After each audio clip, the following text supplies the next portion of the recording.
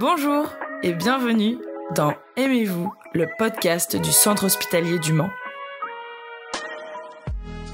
Bonjour, je suis Corinne Catalagraphie, infirmière au CPVD, le Centre de prévention, de vaccination et de dépistage de la Sarthe. Je suis Irénée Pau, médecin de santé publique au Centre hospitalier du Mans et je suis rattachée au Centre de prévention, de vaccination et de dépistage. Aujourd'hui, nous allons parler du VIH et des autres infections sexuellement transmissibles. Qu'est-ce qu'une IST ? Une IST, infection sexuellement transmissible, est une infection qui peut être due à une bactérie, à un virus ou à un parasite et qui se transmet au cours de relations sexuelles non protégées. Alors, on tient à préciser que toutes les pratiques sexuelles peuvent être concernées. Il peut donc s'agir d'un rapport sexuel vaginal, anal ou oral. Les infections sexuellement transmissibles les plus répandues dans le monde sont les infections à papillomavirus, les infections à herpesvirus, l'infection à trichomonas vaginalis qu'on retrouve un petit peu moins en Europe mais plus en Amérique et dans les pays d'Afrique. Et en France, notamment dans la population jeune, on retrouve majoritairement les infections à chlamydia et à gonocoque. Dans une certaine mesure, dans des populations spécifiques, on peut retrouver également la syphilis. Un dépistage systématique des infections sexuellement transmissibles est important parce que on n'a pas toujours de symptômes. Il peut y avoir des symptômes, mais dans de nombreux cas, notamment pour les infections les plus fréquentes retrouvées au centre de dépistage, comme l'infection à chlamydia, on peut très bien ne pas présenter de symptômes. Quand il y a des symptômes, ça peut être des leucorrhées, qu'on peut appeler de façon plus triviale des pertes vaginales chez les femmes. On peut avoir un écoulement urétral chez les hommes. On peut aussi avoir des brûlures, par exemple, quand on fait pipi, quand on urine. En ce qui concerne la prévention des infections sexuellement transmissibles, une large offre est disponible. On peut citer les préservatifs externes et internes, dont plusieurs marques bénéficient d'un remboursement intégral par l'assurance maladie, sans ordonnance pour les moins de 26 ans et sur ordonnance à partir de 26 ans. Les préservatifs ont l'avantage de protéger contre les infections sexuellement transmissibles et de prévenir les grossesses non désirées. Le dépistage fait partie des moyens de prévention parce qu'il permet un diagnostic et un traitement précoce des IST, traitement qui permet de briser les chaînes de transmission.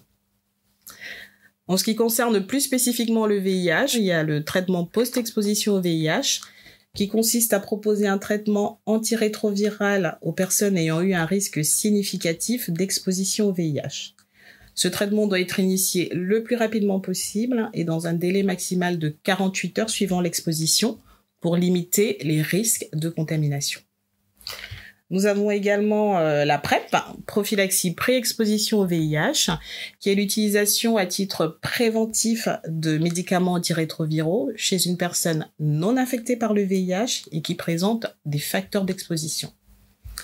Enfin, le TASP, en anglais Treatment as Prevention, le traitement comme moyen de prévention, qui indique que toute personne séropositive pour le VIH et qui a un traitement antirétroviral et une charge virale indétectable depuis au moins 6 mois, ne transmet plus la maladie. C'est un message qui est important pour nous. Le I égale I, indétectable égale intransmissible. Donc au CEGID, toute personne peut être accueillie sans condition de genre ni d'âge.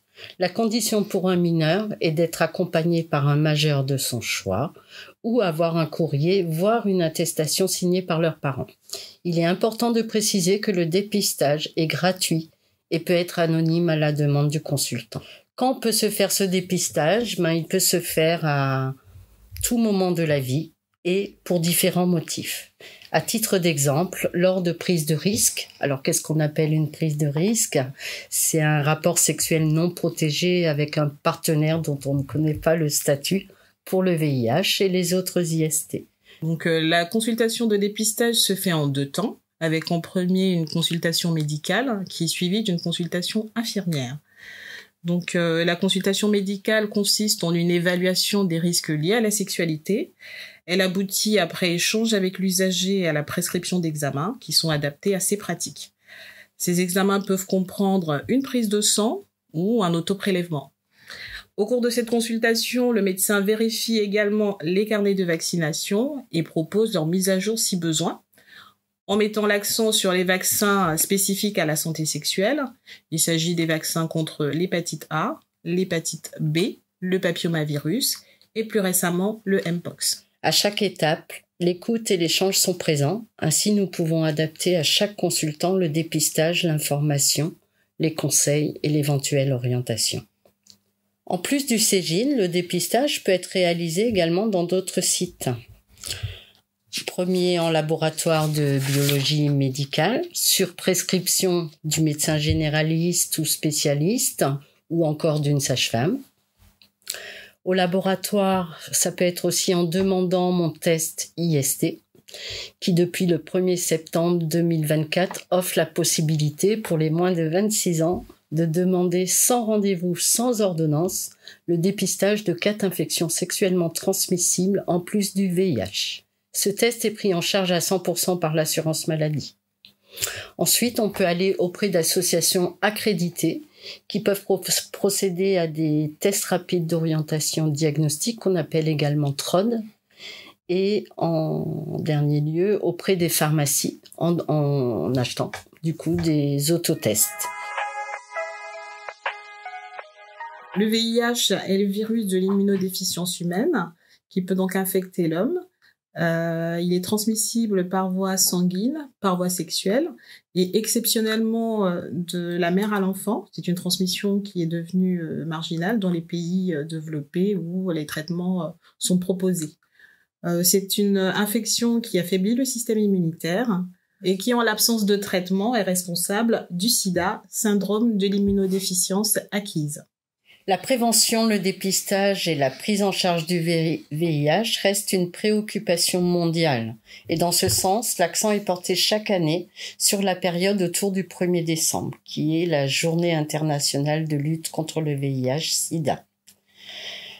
Pour donner quelques chiffres, depuis une dizaine d'années, il y a environ 6 000 nouveaux cas diagnostiqués par an en France. Et plus au niveau local, là, en 2023, il y a eu 14 nouveaux cas diagnostiqués en Sarthe. La majorité des nouvelles découvertes d'infection par le VIH se fait encore aujourd'hui, en 2024, à un stade tardif de l'infection. D'où l'intérêt de faire de la prévention et de proposer un dépistage systématique et précoce de l'infection. Nous sommes tous concernés par ce sujet et nous pouvons participer à l'atteinte de l'objectif ONU-SIDA qui est la fin de l'épidémie en 2030.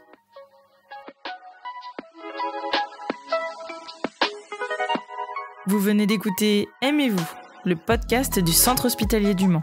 Si vous avez aimé cet épisode, commentez, likez et partagez. Merci beaucoup et à bientôt pour un nouvel épisode.